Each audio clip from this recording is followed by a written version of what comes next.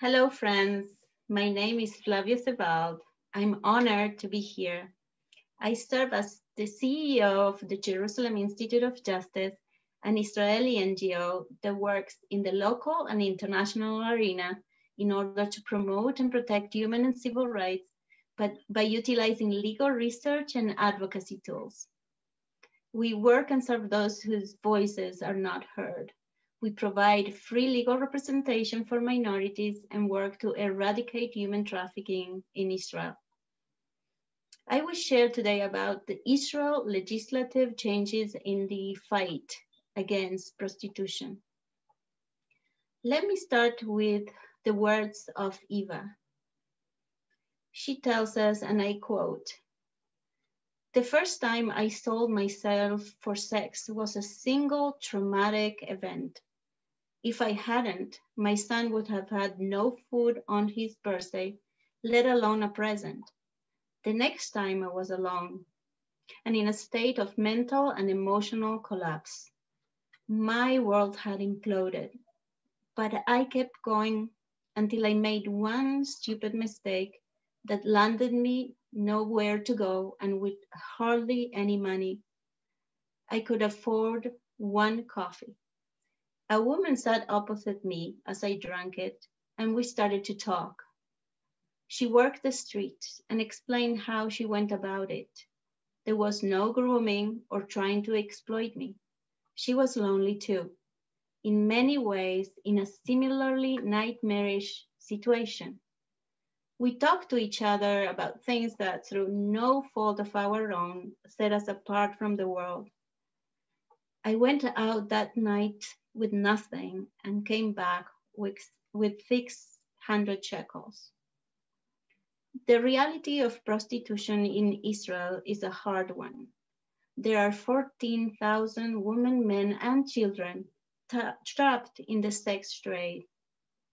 At least 3,000 of those are children, and we see that the average age of those entering the sex trade is as young as 13 years old.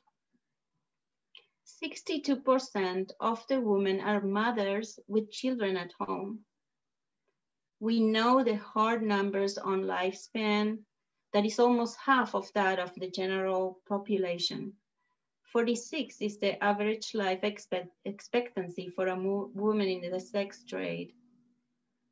A few additional statistics. Before COVID-19 in Israel, 26,000 times per day, there was a purchase of sex. Through the pandemic, we have seen 200% increase in requests for rehabilitation due to the decrease of the demand and the risks of COVID-19. December 31st, 2018, we will remember it, but it will be by many as the day Israel's Knesset, which is the Israeli parliament, did the right thing by finally passing the Prohibition of Consumption of Prostitution Services bill. This bill is based on Nordic model legislation, which is the international standard for criminalizing the sex buyer and protecting the prostituted person. Nearly always a girl or a woman trafficked or coerced into prostitution. In doing so, Israel became the 8th country to demand an end of socially accepted paid rape. The bill's first iteration was conceived and presented to the parliament in 2007. The Jerusalem Institute of Justice and other civil organizations from that moment forward led the campaign for the passage, lobbying lawmakers in 4 successive governments, all which dissolved before their full term. We stood up to vociferous opposition and even threats of physical violence, helped broker unprecedented cross-party cooperation, and when finally on the last day of the 20th Knesset, before its premature dissolution again, we cheered the bill's unanimous approval. In the course of this 11-year effort, we have promoted a number of other pieces of significant related legislation, each of which were subsequently enacted. All are important steps to facilitate change for Israeli society. On that day, the State of Israel declared that it would no longer abide the legal, brutal exploitation of another prostituted human being. The bill that prohibits paying for sex in Israel prohibits as well the presence in a location chiefly used for prostitution, such as a brothel, imposing fines of $500, which doubles for the second offense, and repeated violations could carry a fine up to $20,000 and criminal prosecution. The law went into effect in July 2020, 1.5 years after it passed, to give the state a chance to create rehabilitation services.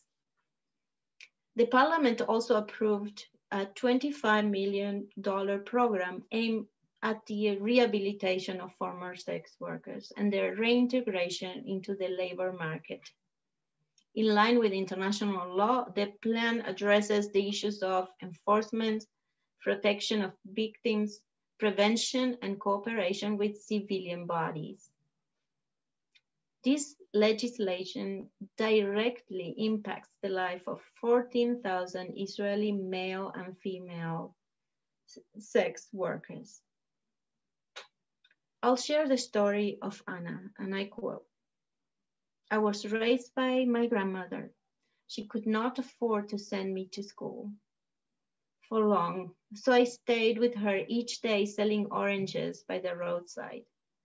We worked hard, often standing in the heat for hours, but I always enjoyed her smiling company. As a teenager, I got a job in a salon. One of my customers was a glamorous businesswoman. I called her Auntie. She offered to take me to Israel, where I could work for a rich family and go to school. My grandmother did not want me to leave, but we were struggling to make ends meet. And I was so excited by the vision of a new life that I agreed.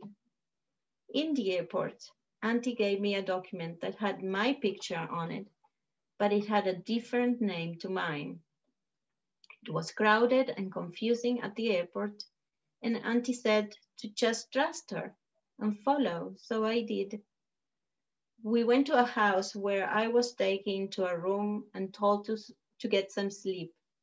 The next morning, Auntie told me that there was a problem with the family that I was supposed to work for.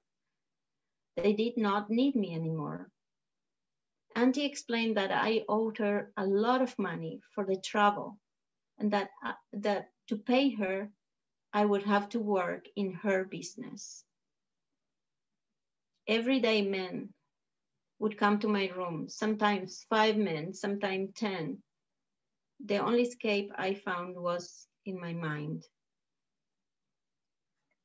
Trafficking in women has taken on various forms for years. The State of Israel prematurely celebrated its successful war on human trafficking, while traffickers continued to bring women into the country. In 2001, Israel appeared on the US Trafficking in Persons report as Tier 3, which is the lowest standing and could have resulted in severe sanctions. By approving the new bill and the additional legislation, the government shows it understands that the time has come to seriously deal with the issue of prostitution and human trafficking. Currently in Israel, there are laws against sex trafficking, pimping, advertising, the prostitution of minors, and also now buying sex. Since 2012, Israel has been listed as Tier 1 on the TIP report due to all the legislative advancements. Punishing sex consumers was first introduced by Sweden and in its 1999 Sex Purchase Act. since adopted by Norway, Iceland, Canada, France, Northern Ireland, which requires consumers to pay a fine or face up to 6 months in jail. Defending the apparent contradiction in making the purchase of sex illegal, but the selling of it not, these countries contend that prostitution is essentially an act of exploitation and violence by the consumers who hold a position of power and should bear the brunt of the penalty. When it comes to leaving the trade, people need emotional, psychological support, not just money. They need a non-judgmental environment to make sense of their experiences so that they can make choices that are right for them. They need to be treated like human beings, and yes, they need jobs. Unless you've got a plan for finding another source of income, leaving that life behind can be very frightening and very hard. Sarah tells us, and I quote, "Usually when women get out of prostitution, she doesn't want to talk about it. What man will accept her as a wife? What person will hire her in their employ? I just wanted to get a job, pay my taxes, and be like everybody else." The current Israeli state program includes the establishing of the following: emergency and halfway housing, rehabilitation hostels for minors, rehabilitation plans for mothers, special monthly stipends, hostels, counselors, and social workers for victims from the LGBT community, increased clinic hours and the addition of more clinics in new locations, expanding enforcement methods used by the police, including online. The first arrest for the purchase of sex in Israel since the law that prohibits the buying of sex was enacted occurred this year in February 2021. A man was caught buying sex in a brothel and was issued a fine for 2,000 shekels. At the same time and location, a network trafficking in women was exposed and 10 suspects were arrested. This was the result of an extended undercover operation. The operation has been conducted for over a year, focused on a number of suspects who allegedly managed a very organized network that brought women to Israel from Eastern Europe for their employment in prostitution and also for money laundering. This is progress. However, there is much more to be done, also in regards to enforcement. Israel's legislative push against human trafficking and prostitution was part of a fundamental change in culture that included the growing focus on feminism and issues that impact women in particular. This cultural shift enables the police to take action. In our societies, we strive to reduce and eradicate poverty, homelessness, and domestic abuse. We choose to overlook sometimes prostitution and its victims. The 14th Dalai Lama said, "People were created to be loved. Things were created to be used. The reason why the world is in chaos is because things are being loved and people are being used." I thank you so much for the opportunity to join you today. It is important to encourage each other in our efforts to positively change lives and work together to hold abusers accountable. Thank you.